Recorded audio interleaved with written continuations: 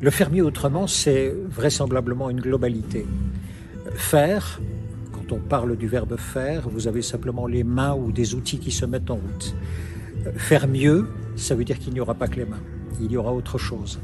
Saint-Exupéry définit le bagne. Le bagne, pour Saint-Exupéry, ce n'est pas casser des pierres, c'est casser des pierres sans lien avec la communauté des hommes. Donc vous avez des tâches difficiles, il y a des choses vraiment qui parfois sont très très compliquées à engager, à envisager avec les mains. Si elles ne sont pas secourues par autre chose, dans ce cas-là, les mains seules deviennent un bagne. Voilà, c'est ça qu'il veut dire. Et donc dans l'entreprise, ça veut dire quoi? Ça veut dire que d'abord, il faut que chacun ait une raison. Il ne faut pas croire que les générations précédentes, elles n'avaient pas de raison d'être, où il n'y avait pas de sens. C'est-à-dire que chacun se construisait son sens à soi. Je peux vous assurer que c'est vrai. Alors, par exemple, son épanouissement personnel, c'était à mon avis un peu plus rare, mais vraisemblablement pouvoir avoir un toit pour les siens, c'était une véritable raison. Mais aujourd'hui, ce qui change, c'est qu'on veut avoir une raison commune. Et ça change. C'est-à-dire qu'on interroge le porteur du projet, le chef d'entreprise, dis-moi pourquoi je dois m'engager à l'intérieur de ton projet. Et ça, c'est nouveau.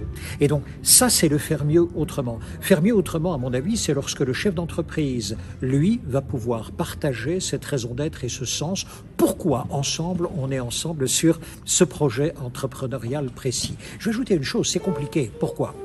Tout simplement parce que le chef d'entreprise, il a démarré tout seul, vraisemblablement, s'il est le fondateur, ou bien il a racheté, mais il avait une idée. Et son idée, c'est à l'intérieur de lui, c'est une fournaise intérieure, c'est son âme, c'est son cœur, c'est sa passion, et c'est avec ça, intérieurement, qu'il a démarré. Et c'est ça qui faisait bouger ses mains, ou qui faisait bouger ses efforts.